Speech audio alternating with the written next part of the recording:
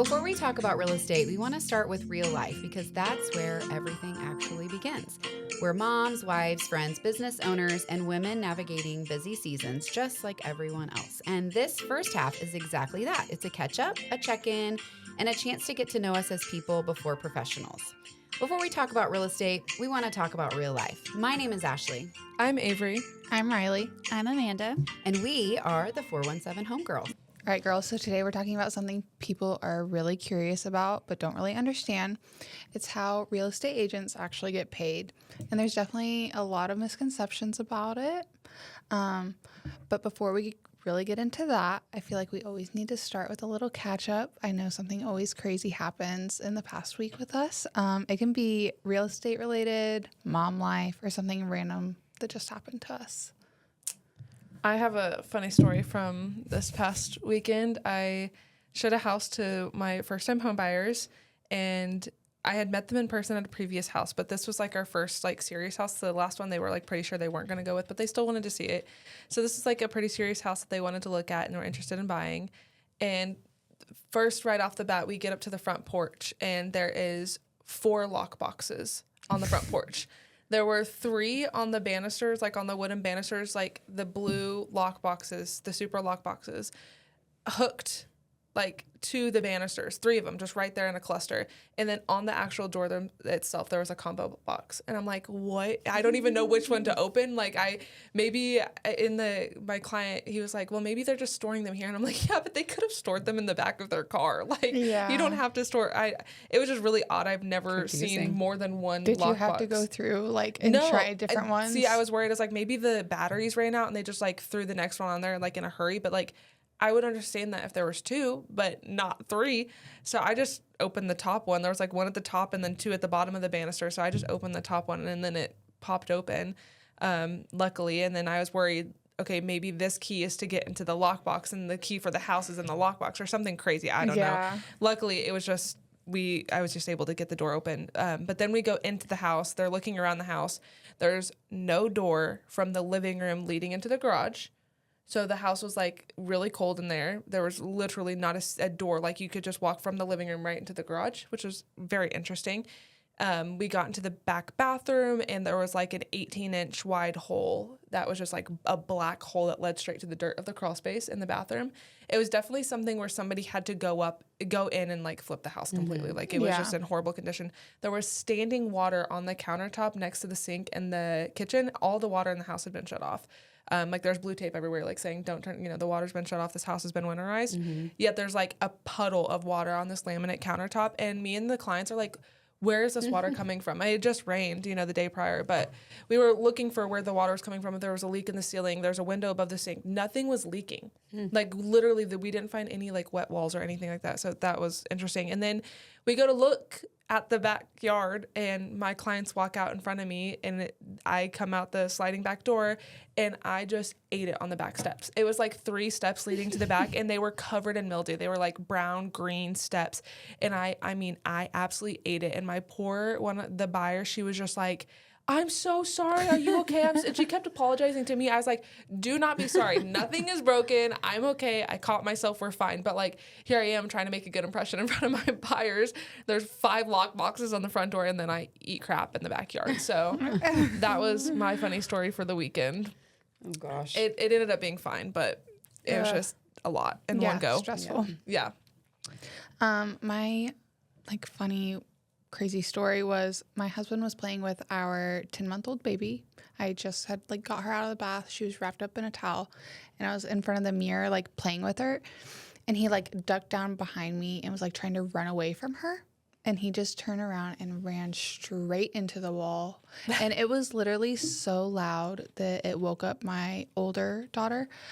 But after this happened, I was laughing at him and he's on the ground and I've never seen him in this much pain. And come to find out, he fully dislocated his toe and they think he broke his 4th metatarsal or something like that.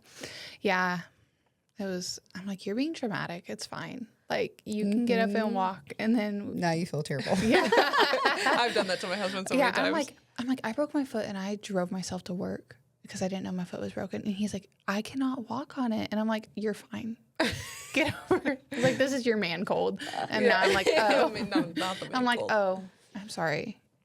That looks real bad. And then, like, I seen, like, the doctor, like, replace his toe. Like, it was so bad. Sorry, a little gruesome. But, yeah, that is what happened. Is he like in a boot or anything? Yeah, he's in a, like, a post-op shoe now. And then next week he goes back for, like, another x-ray because it was so fresh. They said it can kind of move. And so they're going to see if it needs anything else. And then probably a boot. But he is on crutches. And, yeah. I'm sure that goes really well with working and doing floors. Yeah, and then the kids at home and stuff, they're like, I guess this morning he called me and he said our son stepped on his foot like 3 times while waiting for the bus. Of course. And he's like, this boy. Of course. I did see today was his first day to ride the bus. Yes, it was. A little bittersweet. He's getting too big, but it's fine. Everything's fine. I'm Looks excited. so cute standing there in the bus. I know. I'm excited for him. And he'll definitely tell me all about it Yes. later today. Oh, yeah. So cute. So I don't really, maybe not a lot of fun things have happened this week. No, I'm just kidding. So we have been having storms here, as you guys know. Yes. So we had a pretty bad storm. I don't know why. The older I've gotten, the more like anxious I am. I mean, it's probably because I also now have Liam. Yeah. But like I'm just more anxious with storms, and like if the sirens go off, I'm definitely going. You know, before I used to sleep right through them when it was JJ and I, but now with Liam, it's like I have to protect him. Like, yeah. But so the previous storm that we had, I had like because we have a storage room downstairs, which is our mechanical room, but it's very big, and so it's a storage room. And so now it's our laundry too. But I used to make, put his nugget couch in there, get it all ready. And then we didn't use it the last time I did that. So I was like, well, so this time I was like, oh, it'll be fine. I didn't even think about like prepping it, to be honest. I just know to wear clothes to bed because that's what the news told me, don't sleep naked. So wear clothes and make sure, you got shoes close to you if you have to put on shoes. And so anyway, I told my husband, I'm like, if the sirens go off, we're getting him out of bed. So sure enough, they did. And, they were like, we turned on the news and we couldn't tell if the tornadoes were coming. But anyway, so I was like, we're going. And it kept going. The sirens kept going. And I was like, I'm going to get him right now. The wind was picking up and I was getting anxious. So That's how I am. I go and picked him up and he was totally asleep, but he kind of woke up. He's like, what are we doing? And then we had to get the cat because we now have a cat. So got him all in the room and figure that all out. And so we slept in our mechanical room. And of course, and the lights did go out, but it was fine. So I'm thankful for that little mechanical room. But Yeah. So you get we're lucky prepping for having a today basement. again. Yeah. I really like having a basement. I get it now. I mean, Oh my gosh, I want a basement so bad. Or like a storm shelter, just like the sense of security you get from having Yeah, that. that's like how we placed an offer on a house and we didn't get it. After that, we're like, oh, we're just going to stay in our house for a little bit. After the storms, I was like, absolutely not. We're finding a house this storm With season. the basement or storm shelter. Yeah. We were in St. Louis. So Barrett was with Cody's parents. So we weren't even here. So like Cody and I were like watching the news, and like Cody's dad, after we picked Barrett up on Saturday, he was like, I had this news station pulled up, and Cody's mom had this news station pulled up, and we were watching it. And Cody's mom actually at midnight, when the storms got like really bad, went into Barrett's room and slept at the foot of his bed, and without waking him up. So like if something did happen, she could just grab him. But they don't have a basement, so they do have like a newer home, and like they're kind of like halfway underground at the back of their house. So she was like, I was ready to grab him and go into the closet if we needed to. And I'm like, thank you, because my anxiety was like at an all-time high. I thought about you. I went and woke up the baby, and I didn't mean to. Like I just went and grabbed her, and I was getting ready to grab the other two. And my husband's like, "What are you doing?" He's like, "It's supposed to miss us." I was like, "The sirens are going off." Yeah. And I'm like, "It's so windy," and I was like so out of it. I was so tired. As a mom, you just panic about those kind of things. Yeah. So I guess that was something like exciting that happened here, but we have one again today. So I don't know if it's changed, our weather changes by the minute, but around 3 o'clock to like 10 o'clock today. So I didn't realize that. Yeah. That's Okay, cool. exciting. Supposed to have more. Nice, Yeah. okay. Yay. I think it's the At least I'll social be home. media, just like, tornadoes, you gotta, da, da, da. So. Okay, so speaking of houses, though, that's going to really lead us into our topic for today. So let's break this down, because I think a lot of people assume that agents just get one big paycheck and we're rolling in the dough and that's it and we move on. But it's a lot more than that. Yeah. And, I think sometimes even realtors can get into the business thinking maybe that, yes, is the money good? Can it be good? Can you get, make this a living like other professions and make money like other professions? Absolutely.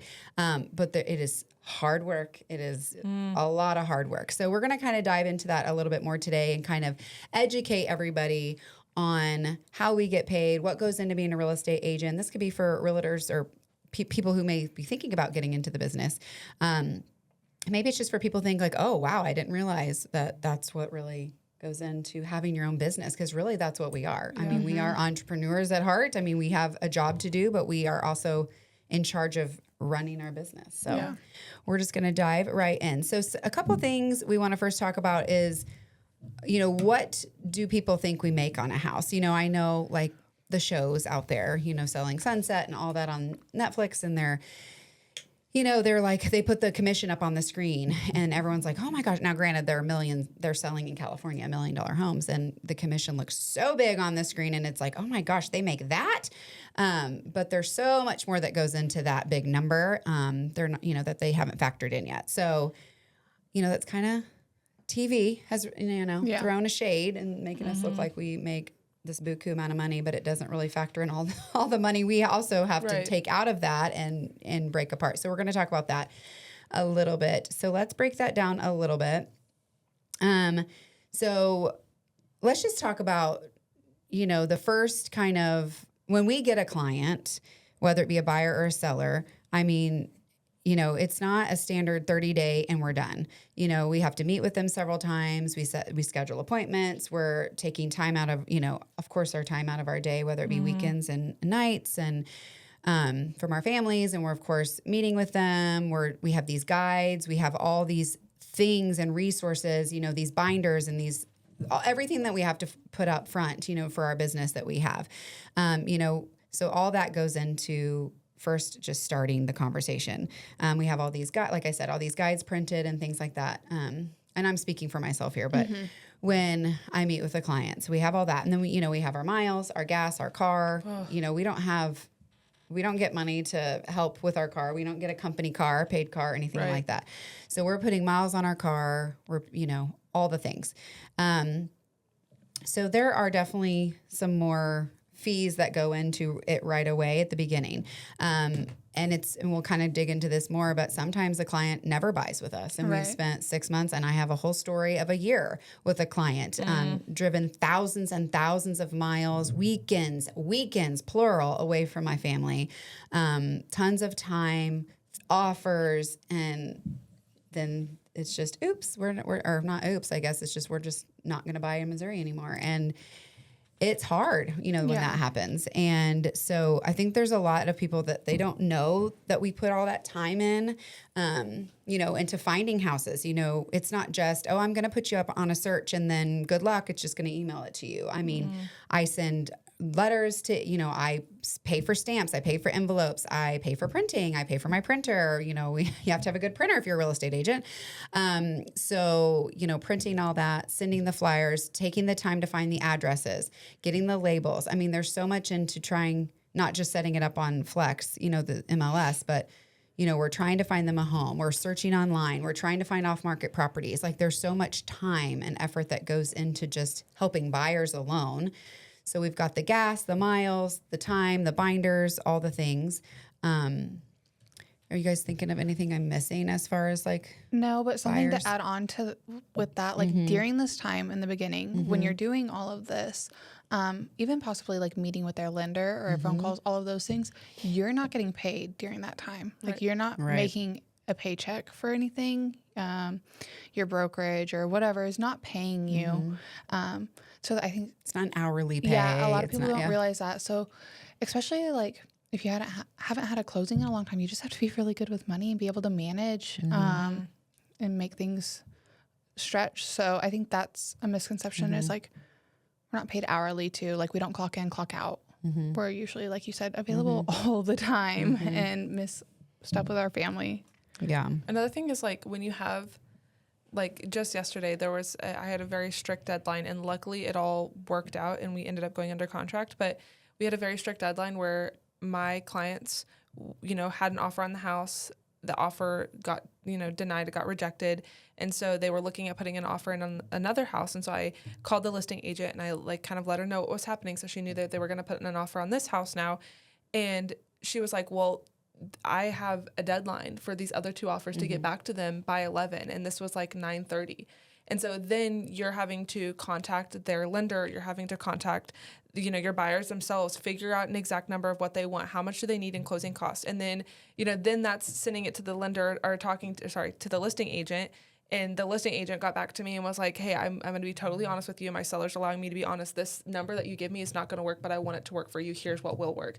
So then you have to go back and like either completely rewrite a contract or wait for you to get, a counter offer if they're willing to do that.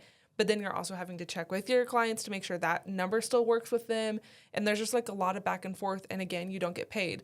But during those like really stressful moments, it's not just the time in those moments, but you have like minutes, sometimes hours, or even a day afterwards where you're like, oh, like that transaction or like this whole, scenario is like exhausting. And that also takes away, from your time with your family and, being happy in the moment. Obviously, it's great when you get to the closing table and you're like, you can breathe, your clients are happy, you're happy most of the time. But, those stressful moments are rough. And I actually just looked on my Stride app and I don't have, like a surplus of clients. Like I'm not like working with a bunch of buyers or, anything like that right now. But just since, we're recording on March 10th. And just since, January 1st to March 10th, I have 641 miles of just client work. I wonder how many I have just, from last you year. probably have a lot. Just last year. I'll have to look. But and something you were talking about too is like, that is why in real estate, we talk about time is of the essence. That is huge for real estate agents. We don't just clock out for the weekend. And if there's a deadline and it's dinner time, by golly, we have to work through it. If there's a deadline, that is why we do what we do, because we have to help our clients come first.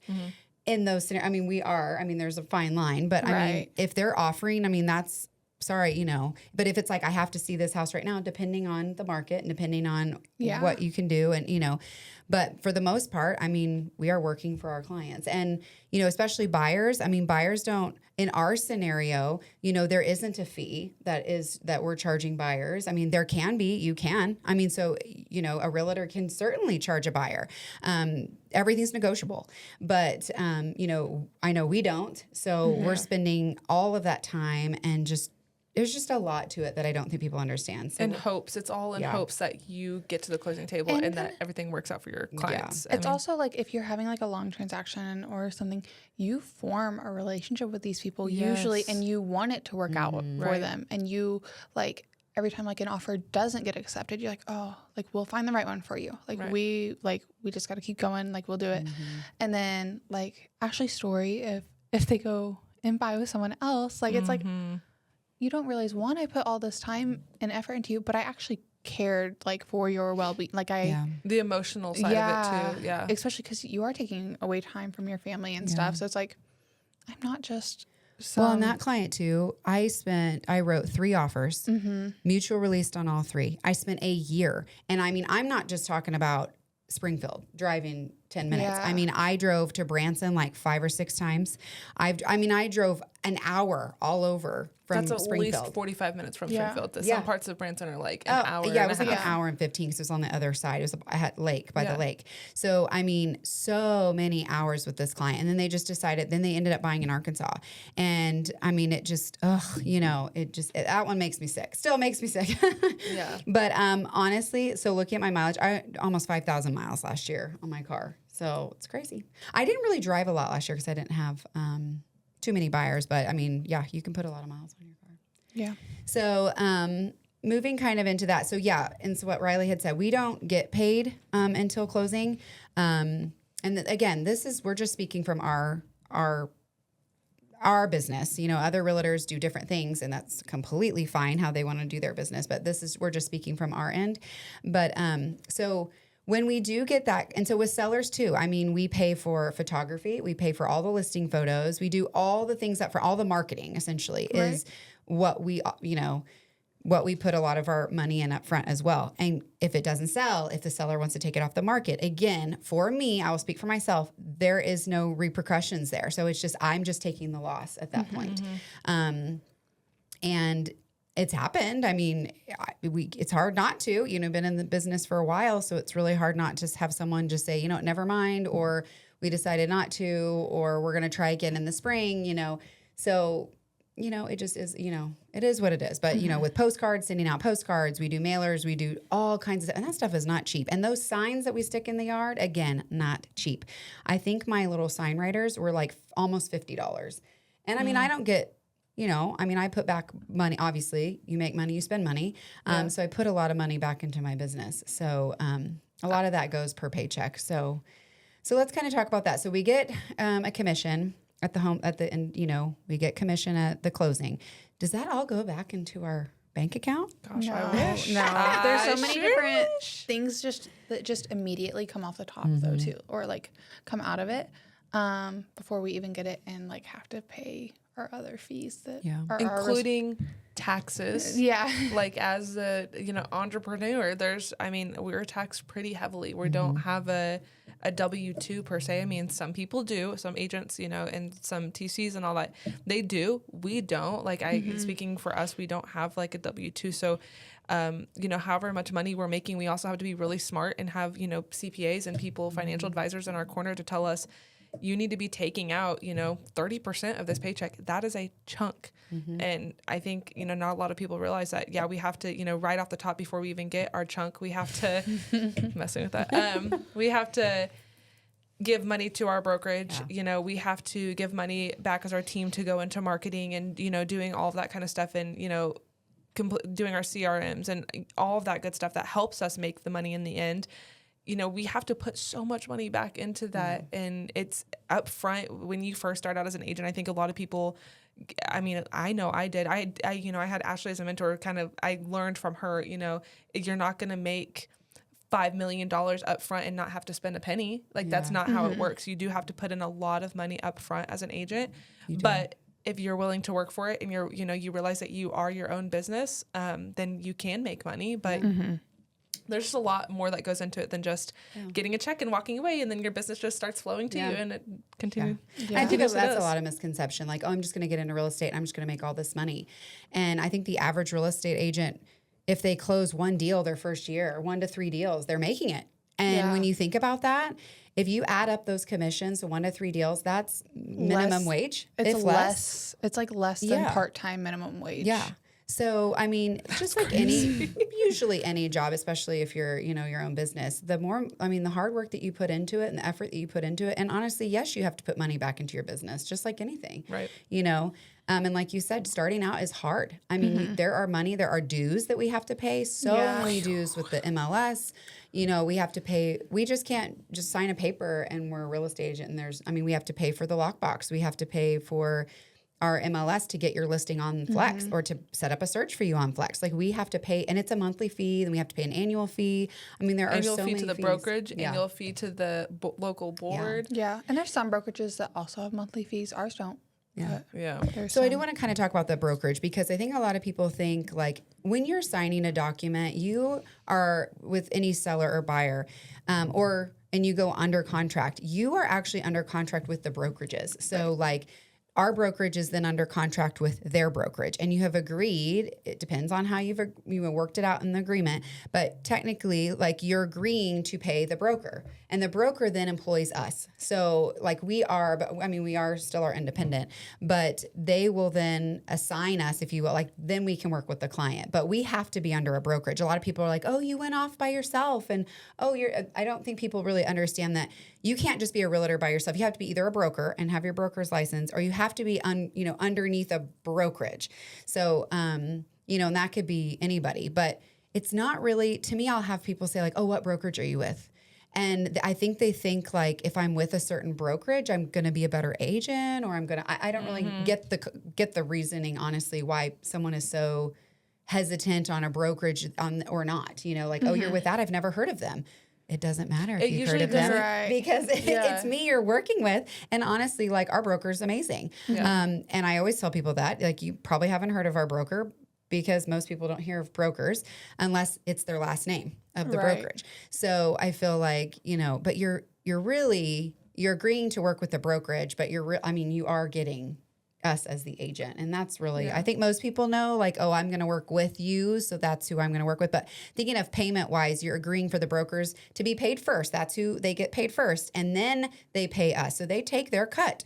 I mean, they do. Our cut, Yeah. like what is shown on TV and stuff, our like commission, and then the brokers Yeah. take their their own cut check, out of like what you would say is our cut, even if like we know. Yeah. It's, Yep.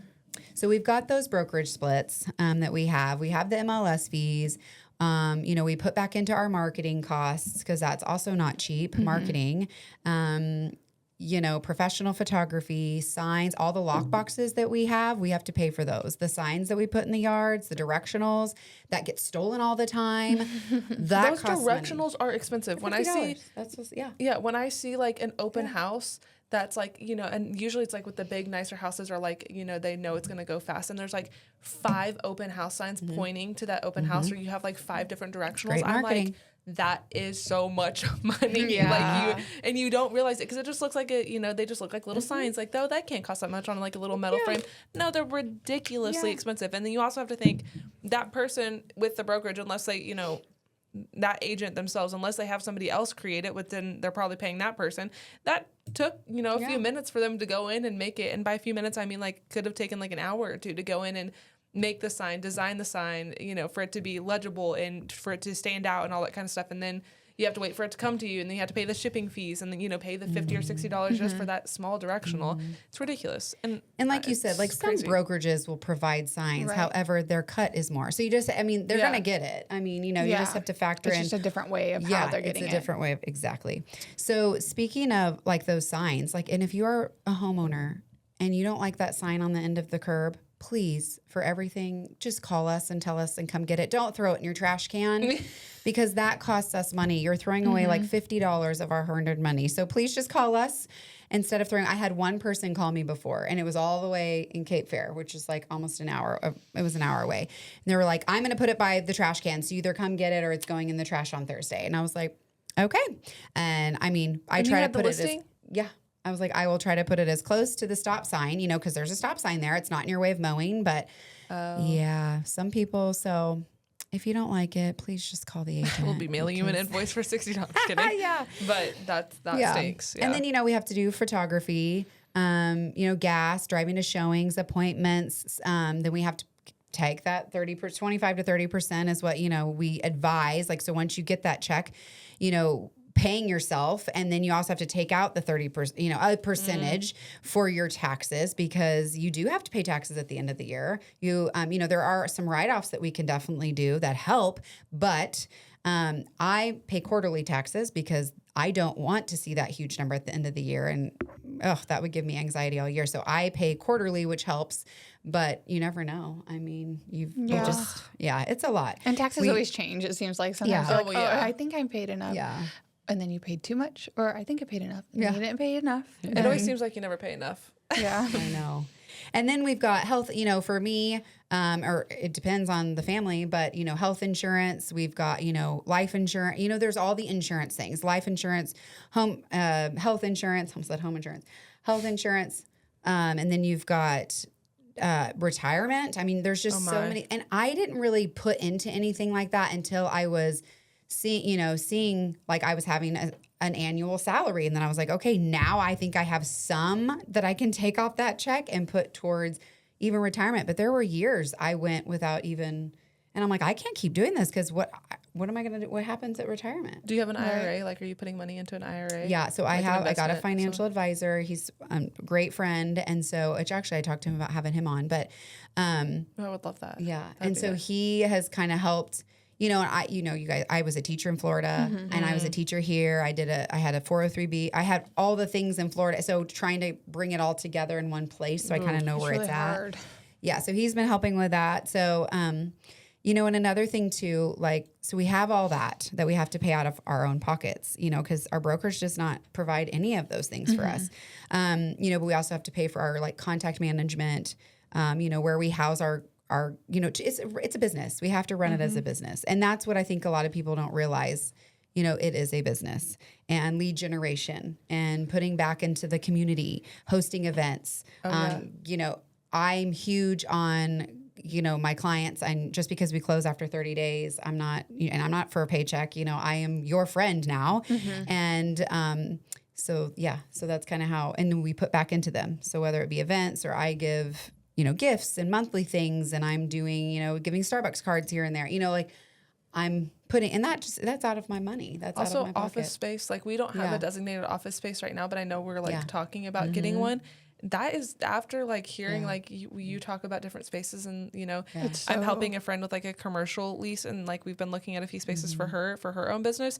My goodness, I know. even the smallest of spaces are expensive because people know they need them. Yeah. And I know, like I said, I'll put it out online, and then other brokerages are like, but we have a free space. And it's like, yeah, but you're going to take more of my money. Yeah, Exactly. I like there's where a that. I'm not catch asking to 22 move. there. Yeah, I just need a space. I know. Right. So have you ever really added up how much you spend? So, and I do, because obviously for taxes, I have a whole spreadsheet that I've kind of showed you guys that, but I have something where everything I pay for, anything, baskets, booties, signs, anything, booties, meaning like for your feet, for listings. I've Sorry. seen it. I heard you say it, and I was like, oh no. Okay, so like the booties for your feet for showings, but I do all that, and so I have to keep closing gifts, things like that. We're spending. Do we have to? No. Do we do No. it? Yes. And so we're keeping I'm keeping track of all that. So the more money that I see that I'm making, I put back so much back into the business, and just it's wild. And some teams and some people pay for leads. They'll do that. They'll pay for whether it's Zillow or Realtor. And that's very expensive. Or some are pay at closing type leads. So that's also taking a huge cut from your check. Huge cut. Yeah. But you wouldn't Like have a a lead blow. without it. Exactly, So exactly. You just have to kind of, but again, once you start building that clientele, you can kind of you just have to give and take a little bit in the Yeah. business, but you have to understand it coming into it. Do you want a paycheck? And then if you do, then you got to nurture those people to then, have those people come back to you, because that's the ultimate goal. You want people to like, love, and trust you, so that they'll work with you, and then they want to keep working with you because you've done such a good job. Yeah. Something I kind of wanted to add into this is like, okay, you can get to where you're making really good money. Talking about like anything commission based. Obviously, like if we close, that's how we get our money. Like that's how we get paid. So when choosing a real estate agent, like ethically, it's such a big deal on how you choose your real estate agent, because you still want them to work for you and not just want you to buy whatever. And I think that's something we all really focus on. Obviously, like there's a line of like professionalism, but we are like becoming your friend. We do care about you. We do have your best interest at heart. And yeah, I think that's such a big thing. People are like, oh, they just want my money and they're just going to push me into this. And there are some real estate agents like that.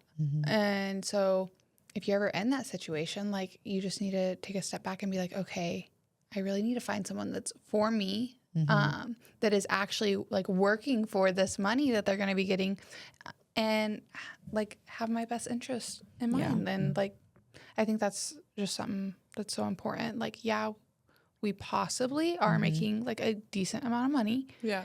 And where our heart is at is so important as a real estate agent. And I know like our team is where we're at, but I know there's millions of real estate agents out there. So. It's hard to tell clients, you can't just tell them, you can trust me. Then you sound like a car salesman. Like, and that's not, obviously, like I'm in this business because I need to make money and provide for my family. But like I was just telling my husband the other day, after we went under contract on these few houses, actually yesterday, I was like, I love working with people so much. And he looked at me, he was like, this career was meant for you. Like I genuinely, and it sounds so cheesy every time I say it, but I do genuinely love working with people. And then you come across agents or hear horror stories from, buyers or sellers about how their agent just was in it for the money, or like pressured them to make a buy really quickly, or barely did the bare minimum and wouldn't go above and beyond for them. And they didn't even know what they were like buying or like any of the process. And I was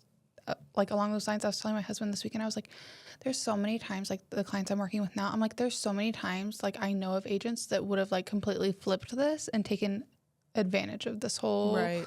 situation. And I'm like, it sounds weird, but I'm so grateful that I'm working with them Yes. and that I know like that I'm trying like to make sure everything is working out in their best interest. Yeah. I just put on a Facebook post today in like a local mom group that my heart, like, I feel like my heart is, I would love working with any kind of buyer. Obviously, I just love people, but I love, my heart is working with first-time home buyers. Like, it truly is. And because I know that I can take care of them and I can try my hardest to make the process as smooth and as stress-free as possible. And I genuinely love working with first-time home buyers because, you know, one bad agent being their first agent can completely change their future of buying and selling real estate for forever. And I really love working with first-time home buyers because I know I can, you know, I can do my best to make it a good experience for them. So moving into like why even commissions exist. So this is huge because, you know, and I've had people say like, you know, well, can you do it for this amount, you know, and let me just say this, commission is negotiable. It's just negotiable. Everything is negotiable, really. Buying a car is negotiable. I mean, just literally everything can be negotiable. My internet bill, I'm going to call and I'm going to negotiate. You know, like you can negotiate. And some people know the worth that we do and they are happily to do the commission that we have set out to and request, you know, so that's great. I've had people say, well, I don't want to pay you that. What do you even do for me? So why it even exists. So there are so many things that we do. Like we are negotiating hundreds of thousands of dollars for clients.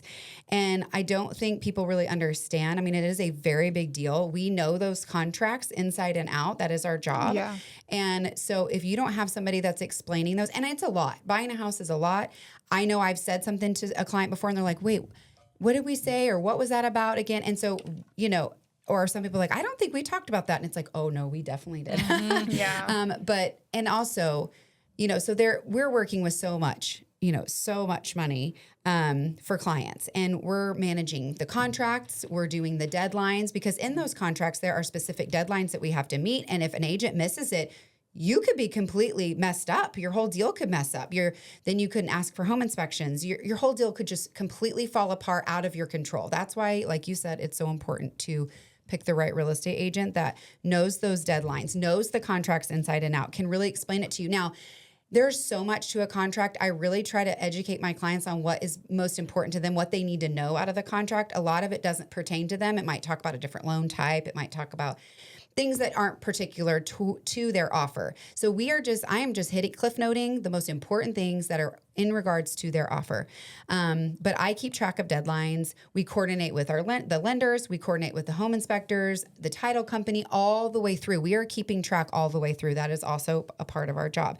We are protecting our clients. And I think that's the biggest thing that we want to hit home here too, is like, we are protecting you. Like you guys have all said, we're not in it just to make the money. Do we have to make money? Of course, we can't do this for free, but our job is to protect you. And we care. I mean, we all really care about our clients. Right. So just knowing like we're dealing with hundreds of thousands of dollars, we are putting that stress on ourselves, but that's why we're in this. We're confident. We know what we're doing. We're continuing to learn. We're continuing to grow in ourselves. And as real estate agents, we're not just sitting behind thinking we know everything. You know, contracts change all the time. I don't think people realize we get new contracts. Oh, we changed this on there, this verbiage, we added this to the contract. And it's like, whoa, you have to know what is changing on those contracts and educate yourself so that you can educate others. So it's really, I mean, we're constantly we have to take CE every year. We have to, you know, we have to continue learning as well as real estate agents every other year for continuing education.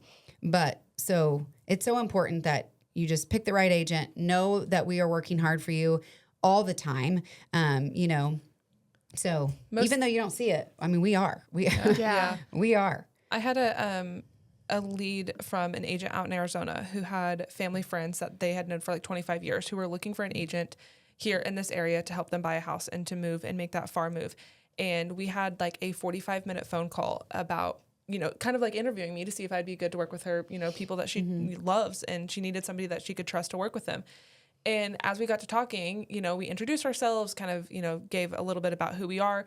She asked me, and she's like, there's not a good or a bad answer. And I'm like, oh no, what's this question going to be? And she was like, how long have you been doing this? And usually when you hear that as a new agent, it's kind It's of like like, a blow to the gut. You're like, yeah. here I am having to tell them that I've been doing this for less than a year, or right around a year. And, so I just was blatantly honest. I was like, I've been doing this since June of 2025. I did social media marketing for my team lead for a little over a year prior to getting my license, but I have only been doing this for a little bit yet less than a year. And for the first time since I have gotten my real estate license, I heard the response back of, that is so great to hear, because I wanted a newer agent. She's like, I don't know how to put this, but sometimes when you work with agents who have been doing this for a really long time, they kind of get set in their ways and they don't want to take like advice, or they don't, you just feel as if they're not like up to date on a few things. And not to say, there aren't agents here in this area that have been doing this for a long time that are fantastic to work with, because there are plenty of them. But she was like, I'm actually really glad to hear that you knew her. And that like kind of gave me like a breath of fresh air. I was like, thank you for saying this. And like, thank you for respecting me, because everybody has to start somewhere. And that's another thing. Like to go off like the commission part, we get paid to represent you, but we also have to make ourselves look good for other people. And so like, there's a lot of things that goes into like paying, like you said, marketing and doing all of that kind of stuff. We have to represent ourselves and present ourselves as like, we're able to do these kind of things by paying for continuing education, by paying for our marketing to look good, by spending time on our marketing, and all of these things, including using our resources like our brokers and our team leads and all that kind of stuff. That takes time and that takes money, that takes effort, because we want to be right. I'm never going to give my clients a wrong answer. I might tell them I don't know right now, but I'll get you the right answer. And all of that takes time, especially as a new agent. So when I heard that from her, I was like, thank goodness. And this is why I'm getting paid. Well, to wrap this up real quick, but before just speaking on that real quick, I think what people you don't need to really be, yes, I guess it can be important to know how long a real estate agent has been an agent, but one agent can do one deal a year, and they've been doing it for 5 years. So that's 5 deals. You want an agent, ask them ask them, how many transactions have you done in the last 6 months? Simple. And if it's 2, great. How did those work out? Like, talk about it. What are your systems in place? How would you work for me? What are some things you would do for me as a buyer?